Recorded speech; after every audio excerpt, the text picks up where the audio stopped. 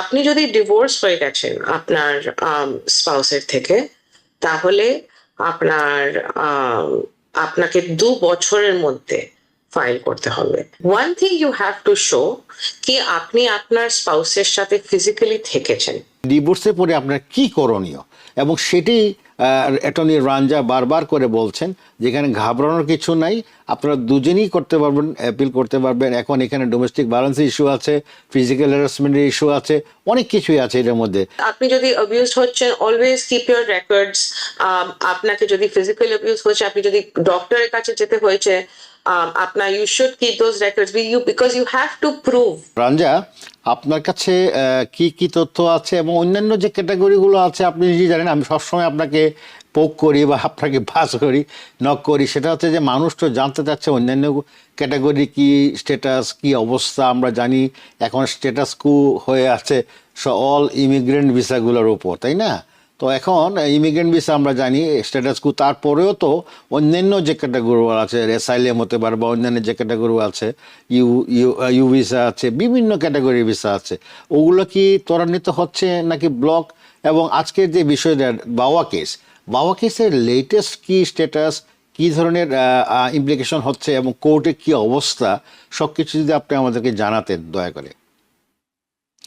Sir, তো VAWA process itself যে abused spouse, parent or child, absolutely. ওই যে ক্যাটেগরিটা, ওই ক্যাটেগরিতে অ্যাকচুয়ালি এখনো যেরকম চলছিল মোস্টলি ওরকমই চলছে। আচ্ছা। Because it is a sensitive topic. এইসব জিনিসে মানে সত্যি যদি কেউ অ্যাবিউজড হচ্ছে by their US citizen spouse or green card holder spouse, তো একটা ওরা বেশি, nobody wants to change that too much, তো এখনো ওরকম চলছে। অ্যাকচুয়ালি এই বাবা লোকেরা ভাবে কি আমার স্পাউসকে ইউএস সিটিজেন হতে হবে বা ওনাকে কখনো কখনো ধরো because of domestic violence if someone loses their green card, ওদের স্পাউস ভাবে কি আমার বাবার এটা চলে গেল, কেননা আমার spouse is not a green card holder anymore. ওই সিচুয়েশন যদি 2 years আগে আপনার green card holder spouse because of domestic violence ওরা ধরো নিজের গ্রিন কার্ড স্ট্যাটাসটা লুজ করেছে, দেন অলসো আপনি কিন্তু আপনার বাবার জন্য অ্যাপ্লাই করতে পারেন। আর আপনি যদি ডিভোর্স হয়ে গেছেন আপনার স্পাউসের থেকে, তাহলে আপনার আপনাকে 2 বছরের মধ্যে ফাইল করতে হবে।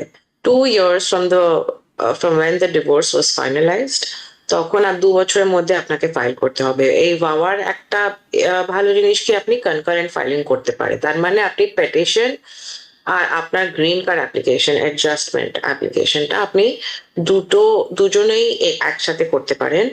আর পেটিশনটার জন্য কোনো ফাইলিং ফি নেই। 485 আপনার অ্যাডজাস্টমেন্টের জন্য ফাইলিং ফি আছে, কিন্তু আপনার পেটিশনটার জন্য if you are filing as abused for US citizen or green card holder, আপনাকে ফাইলিং ফি দিতে হবে না। But one thing you have to show কি আপনি আপনার স্পাউসের সাথে ফিজিক্যালি থেকেছেন। Physical violence not necessary, but physically আপনি থেকেছেন ওইটা দেখাতে হবে।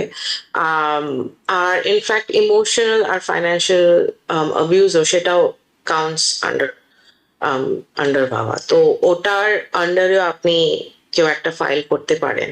But you have to show কি আপনি you live together with your spouse. ওই physical requirement is actually very important. Thank you. Attorney Ranja, প্রিয় দর্শক, অ্যাটর্নি রাঞ্জা যে কথাগুলো বললেন খুবই গুরুত্বপূর্ণ। সেটা হচ্ছে যে ফার্স্ট অফ অল উনি যেটা বলেছেন, যদি আপনার ডিভোর্স হয়ে যায় সেই ক্ষেত্রে from the date of finalization of divorce আপনাকে 2 বছরের ভিতরেই আপনাকে এটা প্রসেস করতে হবে, 1 নম্বর। 2 নম্বর হচ্ছে আপনার 485 অ্যাডজাস্টমেন্টের যে কথাটা উনি বলেছেন ওইটার জন্য একটা গভর্নমেন্ট ফি অফকোর্স দেয়ার, কিন্তু পিটিশনের জন্য কোনো আপনার ফিজ ইনভলভমেন্ট নেই।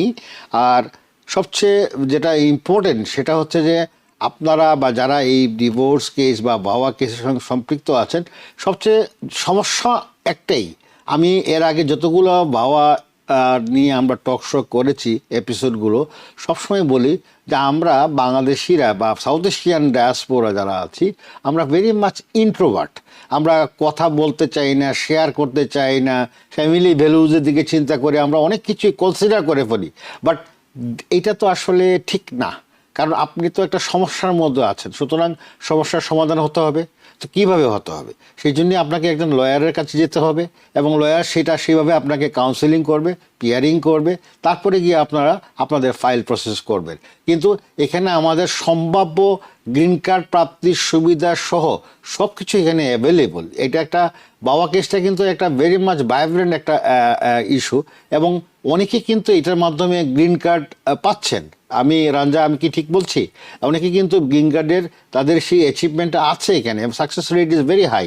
আপনারা যারা এইভাবে চুপ করে আছেন, চুপ করে না থেকে আপনারা আপনাদের এই ইমপ্লিকেশনগুলো, এই প্রসেসগুলো, এই ফর্মালিটিসগুলো, আন্ডারস্ট্যান্ডিংগুলো আপনারা বোঝা উচিত। আফটার ডিভোর্স বাবার যে একটা আন্ডারস্ট্যান্ডিং প্রসেস আছে, আন্ডারস্ট্যান্ডিং বাবা প্রসেস আফটার ডিভোর্স, এই জন্যই বললাম আমরা আজকে সাবজেক্টটা আমরা এই জন্য নিয়েছি, ডিভোর্সের পরে আপনার কী করণীয়। এবং সেটি অ্যাটর্নি রাঞ্জা বারবার করে বলছেন, যেখানে ঘাবড়ানোর কিছু নাই, আপনারা দুজনেই করতে পারবেন, অ্যাপিল করতে পারবেন। এখন এখানে ডোমেস্টিক ভায়োলেন্সের ইস্যু আছে, ফিজিক্যাল হ্যারাসমেন্টের ইস্যু আছে, অনেক কিছুই আছে এটার মধ্যে। এবং যেটা সবচেয়ে বেশি ইম্পর্টেন্ট আমাদের অ্যাটর্নি রাঞ্জা বললেন, সেটা হচ্ছে ফিজিক্যালি দেখাইতে হবে আপনি আপনার হাজব্যান্ড বা স্পাউজের সঙ্গে আপনাকে থাকতে হবে। সেটা হলো সবচেয়ে বড় important issue. Ranja, before going in to you, আপনার কাছে যাওয়ার আগে আমার আরেকটা অনুরোধ, সেটা হচ্ছে অনেকেই বাবা নিয়ে একটু কনসার্ন। বাবার টোটাল যে সিনারিওটা, বাবার যে টোটাল যে একটা সামগ্রিক যে একটা ফর্মালিটিস, একটা আন্ডারস্ট্যান্ডিং, অনেকেই এটার সম্বন্ধে অবগত না।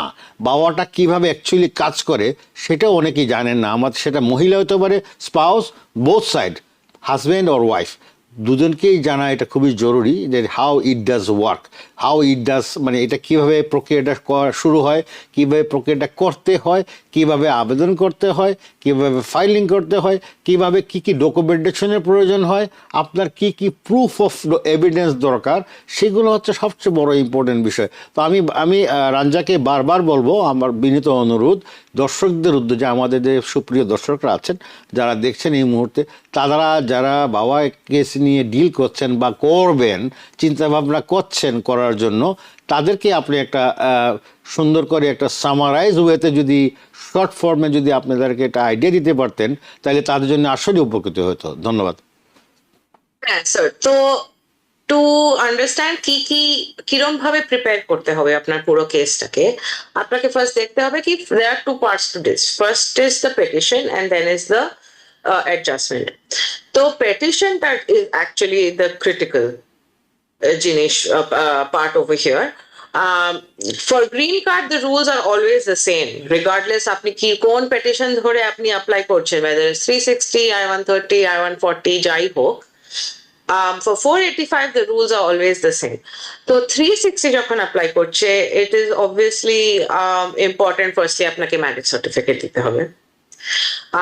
আপনার নিজের একটা আইডেন্টিটি, আপনি কে, আপনার নিজের একটা clean record obviously green card অ্যাপ্লিকেশনের সময় দেখাতে হবে। But in 360 applications I like to show কি যে অ্যাপ্লিকেন্ট তার অ্যাকচুয়ালি কোনো সে নিজে কোনো ডোমেস্টিক ভায়োলেন্স করেনি, কেননা নিজে যদি কেউ ডোমেস্টিক ভায়োলেন্স করেছে দেন দ্যাট কাইন্ড অফ গুড মরাল ক্যারেক্টারের ইস্যু হয়ে যায়, তখন গ্রিন কার্ডের প্রবলেম হতে পারে। তো ইউ হ্যাভ টু শো কি যে অ্যাপ্লাই করছে সে অ্যাকচুয়ালি পিসফুল মানুষ।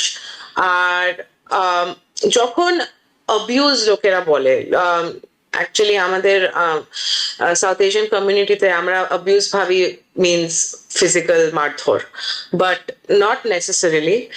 Abuse can look very very different. Financial abuse হতে পারে, ইমোশনাল অবিউজ হতে পারে, মেন্টালি টর্চার করে, রিপ্রোডাক্টিভ অ্যাবিউজ হতে পারে, অনেক অনেক জিনিস হতে পারে। তো আর ইনফ্যাক্ট যদি আপনার স্পাউস বলে কি আপনি যদি এটা আমার জন্য না করে আমি তোমার গ্রিন কার্ডটা অ্যাপ্লাই করবো না, ওটাও actually is kind of abuse. হ্যাঁ, আচ্ছা, জি। তো ওই জন্য you can keep records either way আপনার যখন কেউ একটা অ্যাবিউসিভ সিচুয়েশনে থাকে কেউ, they should keep records for their own safety, কেননা পুলিশ সিচুয়েশন হতে পারে কখনো কখনো। তো অলওয়েজ আপনি যদি অ্যাবিউজ হচ্ছেন, অলওয়েজ কিপ ইউর রেকর্ডস। আপনাকে যদি ফিজিক্যাল অ্যাবিউজ হচ্ছে, আপনি যদি ডক্টরের কাছে যেতে হয়েছে, আপনার you should keep those records you, because you have to prove আপনি একটা রিলেশনশিপে ছিলেন, দ্যাট রিলেশনশিপ ওয়াজ অ্যাবিউসিভ। আর আমি যেরকম বললাম, আপনাকে ফিজিক্যাল প্রেজেন্স দেখাতে হবে, ফিজিক্যাল প্রেজেন্স একসাথে দেখাতে হবে, লিজ এগ্রিমেন্ট আপনি দেখাতে পারেন, ইউটিলিটি এগ্রিমেন্ট দেখাতে পারেন। কখনো কখনো কিন্তু লোকেরা অ্যাড করে না, আমি আমার স্পাউসকে লিজে অ্যাড করব না। there are ways to still show কি আপনি ওখানে ছিলেন।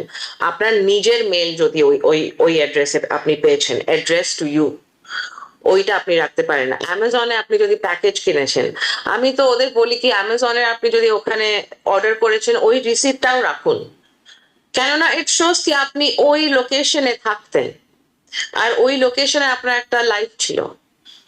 তো এই this is the kind of মানে এভিডেন্স একটা মানে ওদের আইডিয়ালি সাবমিট করা উচিত। অ্যান্ড দেন নেক্সট আপনার হচ্ছে অ্যাডজাস্টমেন্ট অ্যাপ্লিকেশন। ওইটার মধ্যে আপনার there are filing fees that are required. There are আপনার অনেক মানে it is a complete আপনাকে প্রপার এন্ট্রি দেখাতে হবে। আপনার যদি প্রপার এন্ট্রি না হয় গ্রিন কার্ডের সময়, দেন there is a problem. আপনি যদি বর্ডার থেকে এসছেন, দেন it is different than whether if you entered on a tourist visa. তো গ্রিন কার্ড অ্যাপ্লিকেশনের সময় আপনাকে ওইটাকে দেখতে হবে কি আপনার এন্ট্রি ঠিক আছে, আর আপনার কোনো নিজের বার নেই। বার টু অ্যাডজাস্টমেন্ট মিনস, আমি যেরকম বললাম, আপনি নিজে কখনো একটা ক্রাইম করেননি, নিজের আপনার ডোমেস্টিক ভায়োলেন্সের ইস্যু নেই। অ্যান্ড আদারওয়াইজ গ্রিন কার্ড অ্যাপ্লিকেশনের সাথে আপনার একটা গভর্নমেন্ট আইডির ইস্যু দিতে কপি দিতে হয়, 2 পাসপোর্ট সাইজ ফটোগ্রাফ দিতে হয়, আপনার বার্থ সার্টিফিকেটের কপি দিতে হয়, পাসপোর্ট পেজের কপি দিতে হয়।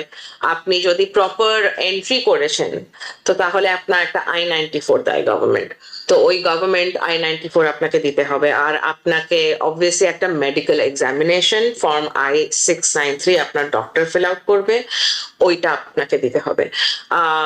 তো that is how you prepare your green card application and your petition for